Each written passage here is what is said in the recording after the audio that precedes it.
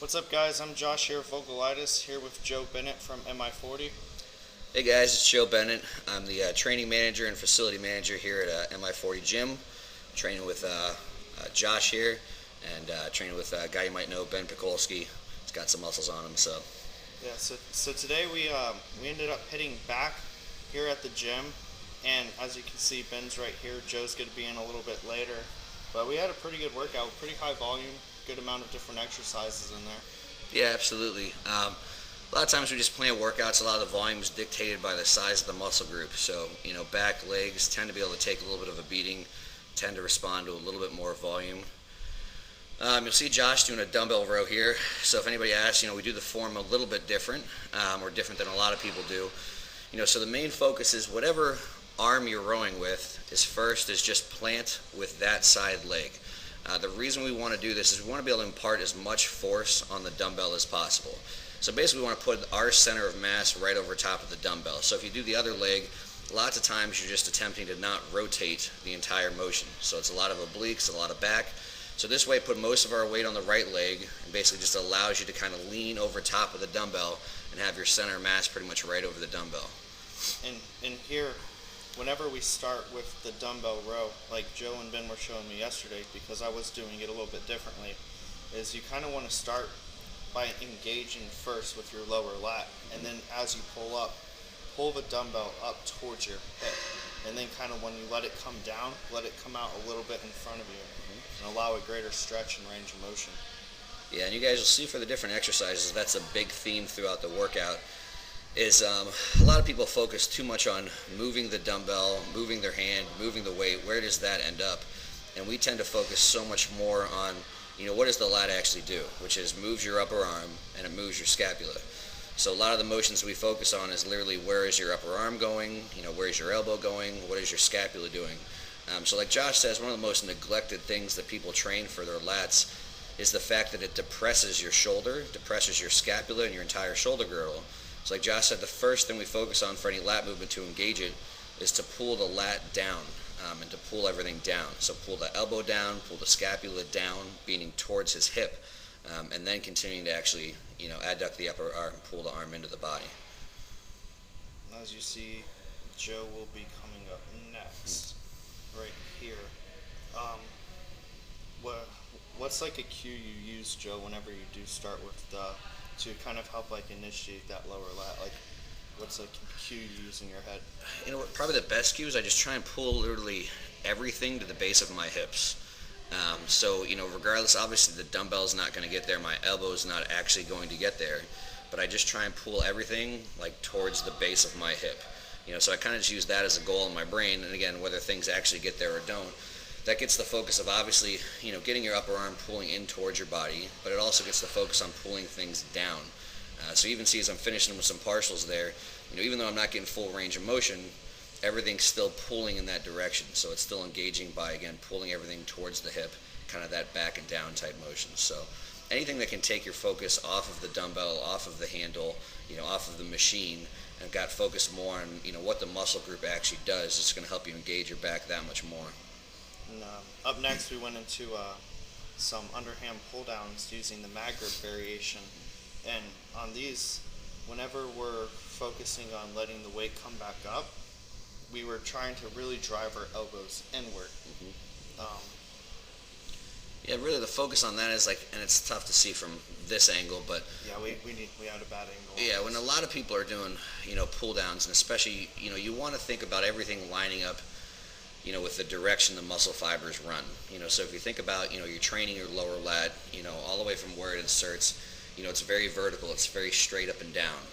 So you want to basically have your upper arm, your forearm, and everything traveling very straight up and down. So people tend to let their elbows come out. So if you get your elbows too wide out from your body, the tendency is to let it go somewhere else, go on the rear delt, or start to make it a bicep exercise. So like Josh was saying, a great focus, especially on the way up here, is to feel like you're driving your elbows in and together. And that'll kind of keep everything much more in plane with the muscle fibers, and keep it much less likely to go somewhere else. And it made a huge difference, because whenever we first started with this exercise, I did not drive my elbows in, and then Ben and Joe showed me, really drive them in, and it made a huge difference. Like, it really takes the arms out of the movement near almost completely. It Yeah, seems absolutely. like it went from a bicep dominance. Now I actually feel like my lat's working in it. Yeah, for sure. My back's really sore today too. Yeah, yeah. Yeah, that's a big thing for pull down focus, like Josh says. Every cue we basically give them on this one is, focus on your elbows, where your elbow is going. If everybody gets too focused again on the handles, people think on pull downs, you're not doing a good job if you don't get the handle to your chest. Your body doesn't recognize a handle getting to your chest. It just recognizes your lat lengthening and shortening. So really, we're just focusing on keeping those elbows on plane with the lat, pulling them right in at your side. And again, that's where the lat's fully shortened. It's pretty much when your upper arm is right in at your side. If you're just trying to pull it lower, pull it too close to your body, ultimately you're just going to engage the bicep or internal rotators or something else.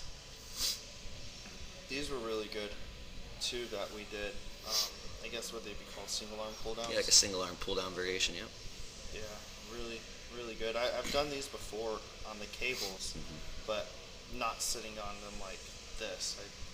And I had a little bit more like lumbar flexion when I would do them. Yeah. But these definitely felt really, really good. Yeah, it's a great one. Kind of a, single arm training is great to do, or unilateral training, so even for legs, doing one leg or one arm, because you can kind of see imbalances that you have, which may be things that you can improve or work on or correct. Also, just the great thing about this, just kind of happened to work out.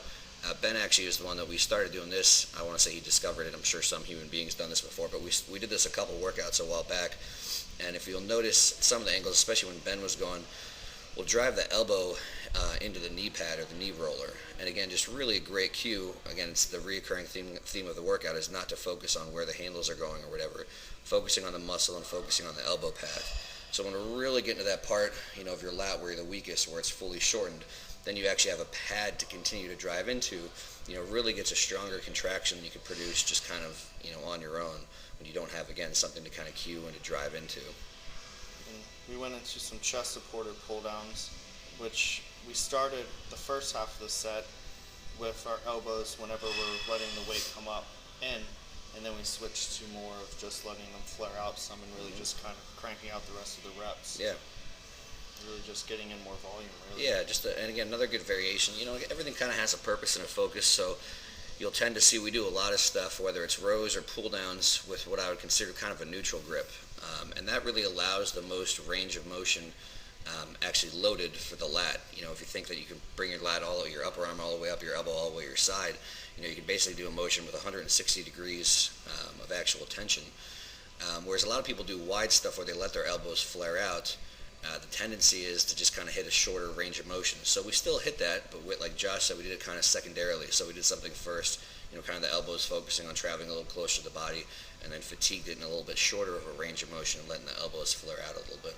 And then I pretty much finished up with some hyperextensions because I am personally trying to bring up my lower back some more. I started off with no weight, and then I ended up using bands on the next sets. Just adds a little bit of extra resistance and tension throughout the range of motion. But that's pretty much it, guys. Thanks for watching. I'm sure we'll be doing more videos with Joe and Ben in the future.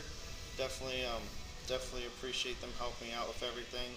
It's awesome to have people like that at the gym I train at. Definitely helps out with learning more about exercise execution and everything. Don't forget to like and subscribe. Appreciate you coming by, Joe, and voicing over this with me. Absolutely.